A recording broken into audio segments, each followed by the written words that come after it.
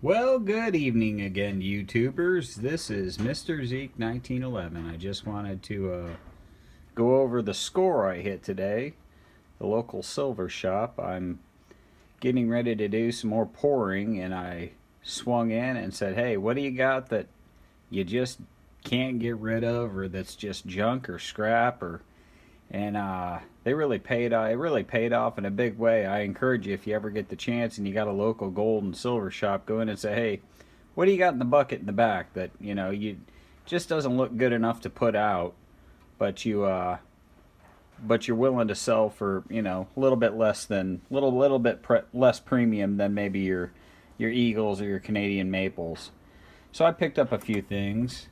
I picked up not even sure what some of this stuff is. This is a 20-gram bar, pure silver from Australia. You got the kangaroo and a snake, and the backside, the silver mint. That's very specific.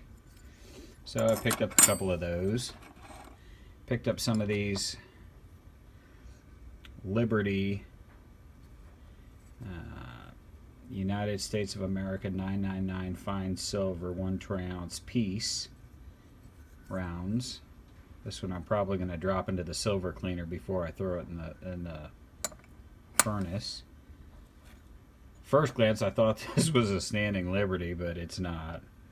It's got the look to it, but it's a fine silver 1 troy ounce e pluribus unum, just a generic round. Picked up one of those. And my favorite ones, the Christmas ones. These things crack me up every time I see them. They're all, they're basically like a proof, but they're just a Christmas theme. And so I've melted quite a few of these.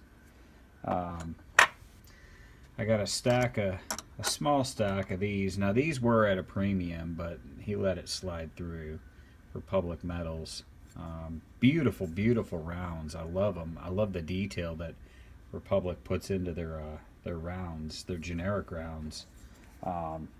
Good, clean, quality silver. Almost hate melting them down, but you gotta sacrifice them. You gotta sacrifice them for the poor. And then I got this stack. These are, every once in a while I come across these, and apparently I was talking to him, and he said, "Yeah, the Republic of Liberia will pretty much put anything on a coin you want if you'll pay him to do it." And so I got a whole stack of these. They're not an ounce. They're considerably thinner than a normal round, and I got them from Bill Clinton to James Monroe. I got a whole stack of them here, and each one's got a different president. Or this one's James Monroe, and then you got Franklin D. Roosevelt, and then you got, there's Calvin Coolidge, yay! And let's see here, Teddy Roosevelt. I almost hate melting that one down because I love a Rough Rider, Teddy. And James Polk. There's one that stands out in American history. Oh, I have a history degree. It cracks me up. Bill Clinton. It doesn't really even look like him. But, that's what the Liberians saw Bill Clinton looking like. So, and then we also got, lastly, Chester A. Arthur. That reminds me of the Die Hard movie, when they're asking who the 23rd president or whoever it was Chester A. Arthur. And then I also got these Liberty and Justice, and they are North Star Mint. Apparently they're an international trade unit. I don't know. I've never really heard of anybody trading internationally. 31.1 grams. All in all, I scored almost 31 ounces between the lot. Oh, I forgot. This guy here, Chunky Bar, Lucky Friday Mine by Franklin Mint, 2,000 grains. It's the first piece I've ever gotten that was actually measured in grains, but wow.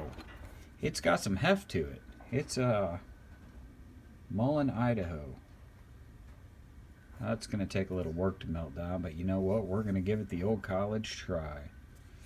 And I picked up, though, just a little bit of shot. Not much. There was a couple ounces of shot there. Got that yesterday, actually.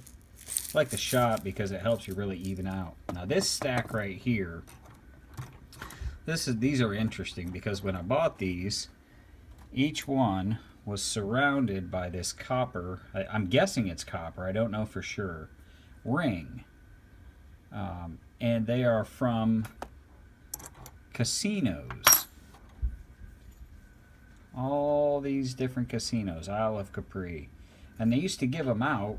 I don't know, maybe if you were a high roller or something, but they used to give them out. And so he refers to them as Punchouts. Basically, you just take a pair of pliers and you pull